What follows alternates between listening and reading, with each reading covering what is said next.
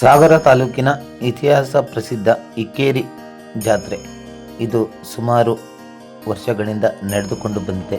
ಈ ಇಕ್ಕೇರಿ ಜಾತ್ರೆ ಅಂದರೆ ನಾನು ಕಂಡ ಹಾಗೆ ಒಂದು ಅದ್ಭುತ ಜಾತ್ರೆ. ನನಗಂತೂ ತುಂಬ ಸಂತೋಷ ಕೊಟ್ಟಿದೆ. ಈ ಜಾತ್ರೆಯಲ್ಲಿ ನಾನು ಹೋಗಿ ಆಟ ಆಡಿದ ನೆನಪು ಹಾಗೂ ಜಿಲೇಬಿ ಮಂಡಕ್ಕಿ ತೆಗೆದುಕೊಂಡಂತಹ ನೆನಪುಗಳು ನನಗೆ ಇಂದಿಗೂ ಇದೆ. ಹಾಗಾಗಿ ನಾನು ಈ ಒಂದು ಜಾತ್ರೆಯ ವಿಶೇಷ ಚಿತ್ರೀಕರಣ ಮಾಡಿದ್ದೀನಿ. ಹಾಗೆ ನೀವು ಕೂಡ ನೋಡಿ ಅಂತ ಹೇಳ್ತಾ ಈ ಕೇರಿ ಜಾತ್ರೆಯ ವಿಶೇಷತೆಗಳನ್ನು ನಾನು ನಿಮಗೆ ಹೇಳಬೇಕು. ನಿಮಗೆಲ್ಲ ಗೊತ್ತಿರುವಂಥ ಸುದ್ದಿನೇ. ಹಾಗಾಗಿ ಈ ಜಾತ್ರೆಗೆ ಇಂದು ಹೋಗಿದ್ದೆ ನಾನು. ಇನ್ನು ನಾಳೆ ಕೂಡ ಜಾತ್ರೆ ಇರುತ್ತೆ, ಜಾತ್ರೆ ಪೇಟೆ ಇರುತ್ತೆ. ಇನ್ನು ದೇವಿಯ ದರ್ಶನ ಮಾಡ್ಬೋದು. ಹಾಗೂ ಗೌರೇಶ್ವರ ಮತ್ತು ಅಖಿಲಾಂಡೇಶ್ವರಿ ದೇವಿಯ ದರ್ಶನ ಕೂಡ ನೀವು ಕೂಡ ಮಾಡ್ಕೊಂಬನ್ನಿ ಅಂತ ಈ ದಿನ ಜಾತ್ರೆ ವಿಶೇಷವಾದಂತಹ ಚಿತ್ರೀಕರಣ ಮಾಡಿದ್ದೀನಿ. ಇನ್ನು ಅಘೋರೇಶ್ವರ ದೇವರ ದರ್ಶನ ಮಾಡಿ ಹಾಗೂ ಮುಂದೆ ಅಖಿಲಾಂಡೇಶ್ವರಿಯ ದರ್ಶನ ಕೂಡ ಮಾಡಿ ಅಂತ ಹೇಳ್ತಾ ನಮ್ಮ ಪೇಜ್ನ ಫಾಲೋ ಮಾಡಿ, ಲೈಕ್ ಮಾಡಿ, ಶೇರ್ ಮಾಡಿ ಅಂತ ನಾನು ನಿಮ್ಮ ಹತ್ರ ಕೇಳ್ಕೊತೀನಿ. ಹಾಗೂ ಇದು ಬಂದುಬಿಟ್ಟು ಕೆಳದಿ ಅರಸರ ಕಾಲದ ಈ ಒಂದು ದೇವಸ್ಥಾನ ಇಂದಿಗೂ ತುಂಬ ಅದ್ಭುತವಾಗಿದೆ. ಶಿಲ್ಪಕಲೆಗಳಿಂದ ತುಂಬಿದಂತಹ ಈ ಒಂದು ದೇವಸ್ಥಾನವನ್ನು ನೀವು ನೋಡಬಹುದು. ಹಾಗೂ ಇದು ಸುಮಾರು 400ರಿಂದ 600 ವರ್ಷಗಳ ಕಾಲ ಇತಿಹಾಸ ಇರುವಂತಹ ಈ ಒಂದು ದೇವಸ್ಥಾನ. ಹಾಗಾಗಿ ನಾನು ಕೂಡ ಚಿತ್ರೀಕರಣ ಮಾಡಿದ್ದೀನಿ. ನೋಡ್ಬೋದು, ಕಲ್ಲುಗಳಿಂದ ರಾತ್ರಿ ಹೊತ್ತು ಮಾಡಿದ್ರಿಂದ ನಿಮ್ಗೆ ಅಷ್ಟು ಏನು ಅಲ್ಲಿನ ಶಿಲ್ಪಕಲೆಗಳು ಕಾಣೋದಿಲ್ಲ. ಹಾಗಾಗಿ ನನಗೆ ತಿಳಿದಷ್ಟು ಮಟ್ಟಿಗೆ ನಾನು ಈ ವಿಡಿಯೋ ಮಾಡಿದ್ದೀನಿ. ಒಂದು ಬೇಜಾರದ ಸಂಗತಿ ಅಂದರೆ ಈ ಕೇರಿ ದೇವಸ್ಥಾನ ಪ್ರವಾಸಿ ತಾಣವಾಗಬೇಕಿತ್ತು, ಇನ್ನೂ ಅಭಿವೃದ್ಧಿ ಆಗಿಲ್ಲ ಅನ್ನೋದೇ ಒಂದು ಬೇಜಾರು. ಇದು ಬಂದು ಅಖಿಲಾಂಡೇಶ್ವರಿಯ ದೇವಿಯ ಒಂದು ದರ್ಶನ ನೀವು ಕೂಡ ಮಾಡಿ. ಹಾಗೂ ನೀವು ಕೂಡ ಜಾತ್ರೆಗೆ ಮುಂದಿನ ಬಾರಿ ಬನ್ನಿ ಅಂತ ಹೇಳ್ತಾ ನನ್ನ ಈ ಒಂದೆಲ್ಲ ಸಂಪೂರ್ಣ ಮಾಹಿತಿ ನಿಮಗಾಗಿ ಕೊಡ್ತಾ ಇದ್ದೀನಿ. ಈ ಇಕ್ಕೇರಿ ದೇವಸ್ಥಾನದಲ್ಲಿ ಇವತ್ತು ಭಾಳಷ್ಟು ಜನ ಬಂದು ದೇವರ ದರ್ಶನ ಮಾಡಿದರು. ಹಾಗೆಯೇ ಸ್ನೇಹಿತರು ಆತ್ಮೀಯರೆಲ್ಲ ಸಿಕ್ಕಿದ್ರು, ಅವರು ಕೂಡ ಸಂತೋಷಪಟ್ಟರು. ಮತ್ತು ಹೇಳಬೇಕಂದ್ರೆ ಈ ದಿನ ರಾತ್ರಿ ರಥೋತ್ಸವ ಕೂಡ ಇರುತ್ತೆ. ರಥದ ಕೂಡ ನಾನು ಚಿತ್ರೀಕರಣ ಮಾಡಿದ್ದೀನಿ. ಮತ್ತು ಈ ಜಾತ್ರೆ ಇನ್ನೂ ಅದ್ಭುತವಾಗಿ ನಡೀಬೇಕು ಅನ್ನೋದೇ ನನ್ನ ಆಸೆ. ಯಾಕಂದರೆ ಇತಿಹಾಸ ಪ್ರಸಿದ್ಧ ರಾಜಧಾನಿಯಾದಂತಹ ಕೆಳದಿ ಅರಸರ ರಾಜಧಾನಿ ಇದೆ.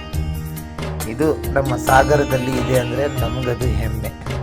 ಹಾಗಾಗಿ ನಾನು ನಿಮಗೆ ಇದನ್ನು ತೋರಿಸ್ಬೇಕು. ನೋಡಿ, ಬಸವಣ್ಣ ಭಾಳಷ್ಟು ದೊಡ್ಡ ಬಸವಣ್ಣ. ಈ ಬಸವಣ್ಣನ ಮೈ ಮೇಲೆ ಮಂಡಕ್ಕಿ ಹಾಕ್ತಾರೆ.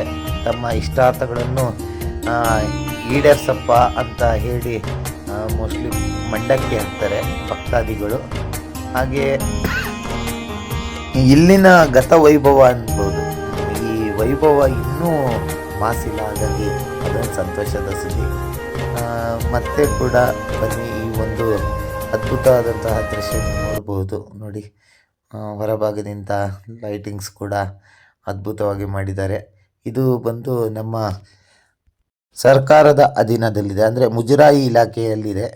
ದಯವಿಟ್ಟು ಮುಜರಾಯಿ ಇಲಾಖೆಯವರು ನಮ್ಮ ಈ ಇಕ್ಕೇರಿ ದೇವಸ್ಥಾನದ ಸುತ್ತಮುತ್ತಲಿನಲ್ಲಿ ಉತ್ತಮವಾದಂತಹ ಅಭಿವೃದ್ಧಿ ಮಾಡಿ, ಪಾರ್ಕ್ಗಳು ಮಾಡಿ, ಇಲ್ಲಿ ಹೆಚ್ಚೆಚ್ಚು ಜನ ಬರುವ ಹಾಗೆ ಮಾಡಬೇಕು. ಹಾಗಾಗಿ ನಾನು ಈ ಒಂದು ಜಾತ್ರೆಯ ಸಂದರ್ಭದಲ್ಲಿ ವಿಶೇಷವಾಗಿ ಕೇಳ್ಕೊತೀನಿ.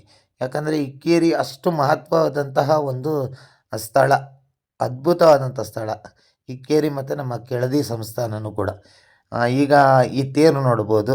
ತೇರಲ್ಲಿ ಅಖಿಲಾಂಡೇಶ್ವರಿ ದೇವಿಯ ಕಂಚಿನ ಮೂರ್ತಿ ಕೂಡ ಇದೆ. ನಿಮಗೆ ಹತ್ತಿರದಿಂದ ತೋರಿಸುವಂಥ ನಾನು ಪ್ರಯತ್ನನೂ ಕೂಡ ಮಾಡಿದ್ದೀನಿ. ನನಗೂ ಕೂಡ ಅಷ್ಟೇ, ನನ್ನ ವೀಕ್ಷಕರು ಇದನ್ನೆಲ್ಲ ನೋಡಬೇಕು, ದೂರದಲ್ಲಿರೋರು ಮಿಸ್ ಮಾಡ್ಕೊಬಾರ್ದು. ಮತ್ತು ಗೊತ್ತಿಲ್ಲ ಸುಮಾರು ಜನಕ್ಕೆ. ಹಾಗೆ ಈ ದೇವಸ್ಥಾನದ ಸಮಿತಿಯು ಕೂಡ ಅಷ್ಟೇ, ಪ್ರಚಾರನೇ ಕೊಡಲ್ಲ ಜಾಸ್ತಿ. ಪ್ರಚಾರ ಕೊಡಬೇಕು, ಜನರಿಗೆ ಮುಟ್ಟಿಸ್ಬೇಕು ಸುದ್ದಿಗಳನ್ನು.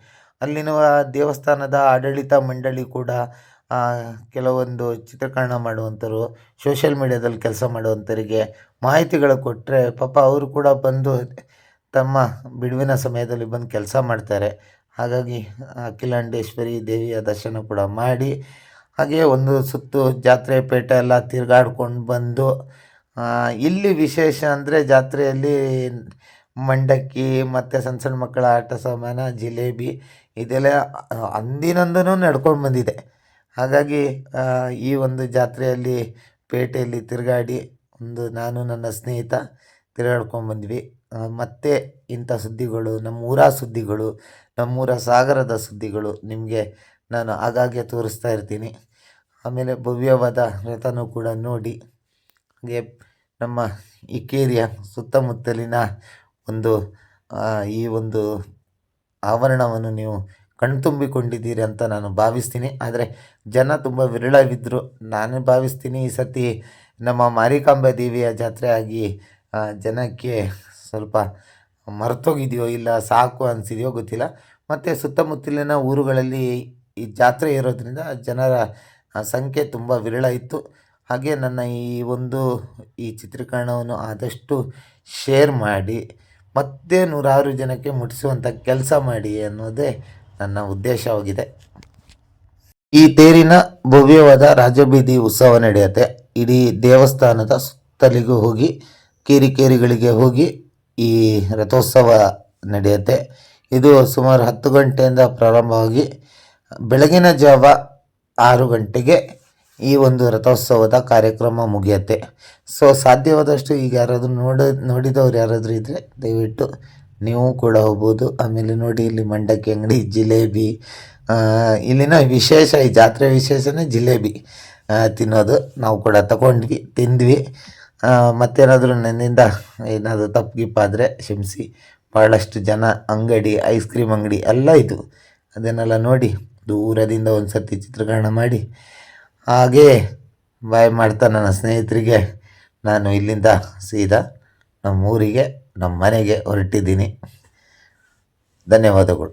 ಹೀಗೆ ನಮ್ಮ ಚಾನಲ್ನ ವೀಕ್ಷಿಸಿ, ಫಾಲೋ ಮಾಡಿ, ಸಬ್ಸ್ಕ್ರೈಬ್ ಮಾಡಿ, ಹಾಗೂ ನಮ್ಮ ಈ ಒಂದು ಸೋಷಿಯಲ್ ಮೀಡಿಯಾಕ್ಕೆ ನಿಮ್ಮ ಸಪೋರ್ಟ್ ಇರಲಿ ಅಂತ ನಾನು ಬಯಸ್ತೀನಿ.